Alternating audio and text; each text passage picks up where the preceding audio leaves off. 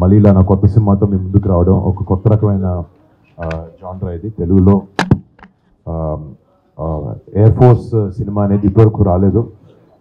So మొదటిసారిగా ఒక కొత్త ఎక్స్పీరియన్స్ని జనాలకి ఇవ్వాలన్న ఉద్దేశంతో ఈ సినిమాని చేయడం జరిగింది. అండ్ అంటే దేశభక్తి అనేది అది విజయవాడ అయినా, ఆంధ్ర అయినా, తెలంగాణ అయినా, మహారాష్ట్ర అయినా, పంజాబ్ అయినా, ఇండియా మొత్తం మన ప్రతి ఒక్క భారతీయుడికి లోపల దేశభక్తి అనేది చాలా ఉంటుంది. అలాంటి దేశభక్తి నేపథ్యంలో తెరకెక్కించిన సినిమా ఈ ఆపరేషన్ వ్యాలంటైన్.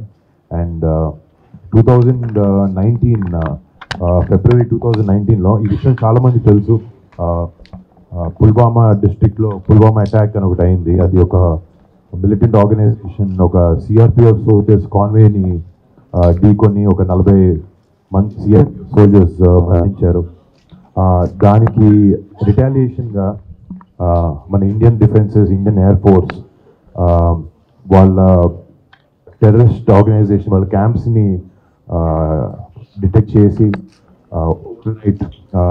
ఎవ్వరికి తెలియకుండా చాలా చాలా సీక్రెటివ్గా బాలకోట్ ఎయిర్ స్ట్రైక్ అని ఒకటి చేయడం జరిగింది. దాంట్లో వెళ్ళి ఆల్మోస్ట్ ఒక 300-400 మంది మిలిటెంట్స్ని డిస్ట్రాయ్ చేశారు, వాళ్ళ క్యాంప్స్ని డిస్ట్రాయ్ చేశారు. దాని తర్వాత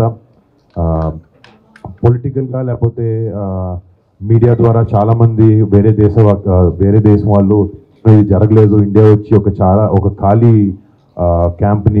క్యాంప్లో బాంబ్స్ చేసి వెళ్ళిపోయింది అని చెప్పి న్యూస్ని చాలా వరకు ఏంటంటే డైల్యూట్ చేశారు. బట్ మన భారతదేశంలో ఉండే పౌరులందరికీ, మన డిఫెన్సెస్కి తెలుసు, మన సోల్జర్స్కి జరిగిన ఆ ఇన్సిడెంట్, ఆ బ్లాక్ డే ఏదైతే అనుకుంటున్నాము 14 ఫిబ్రవరి, దానికి రిటాలియేషన్గా బయట వాళ్ళు ఎన్నైనా చెప్పుకోవచ్చు, డీప్ డౌన్ వాళ్ళకి తెలుసు ఇండియా ఒక గట్టి ఆన్సర్ దానికి ఇచ్చింది. కానీ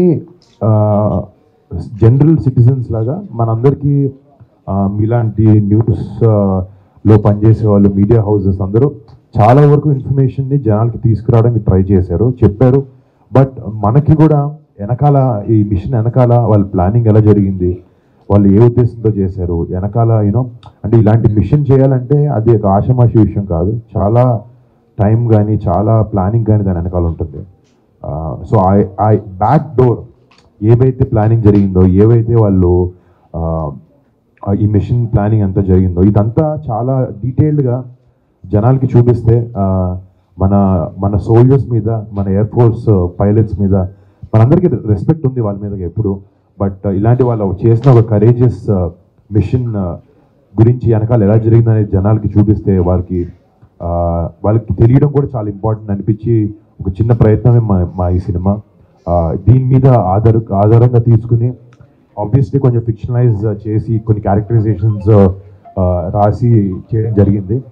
బట్ మేమైతే చాలా కాన్ఫిడెంట్గా ఉన్నాం. అంటే ఇందాక చెప్పినట్టు ఈ దేశభక్తి అనేది ప్రతి ఒక్కరిలో ఉంటుంది. ప్రతి ఒక్కరికి రేపొద్దున ఈ సినిమా చూసిన తర్వాత మన సోల్జర్స్ మీద కానీ వాళ్ళ మీద మనకి ఎప్పుడు రెస్పెక్ట్ అపారంగా ఉంటుంది. బట్ ఈ సినిమా చూసిన తర్వాత మళ్ళీ వాళ్ళు చేసే గొప్ప పనుల్ని, వాళ్ళు చేసే గొప్ప త్యాగాల్ని మనం ఒకసారి గుర్తు చేసుకుని మనసంతా దేశభక్తితో, ధైర్యంతో, వాళ్ళ మీద రెస్పెక్ట్తో మన థియేటర్ బయటకు వస్తారని ఒక ఆశతో ఈ సినిమాని చేసాం. అండ్ మార్చ్ 1న సినిమా వస్తుంది. మీ అందరికీ, ప్రతి ఒక్కరికి, ప్రేక్షకులు ప్రతి ఒక్కరికి, తెలుగు ఆడియన్స్ ప్రతి ఒక్కరికి ఈ సినిమా నచ్చుతుంది అని నేను మనసారా నమ్ముతున్నాను.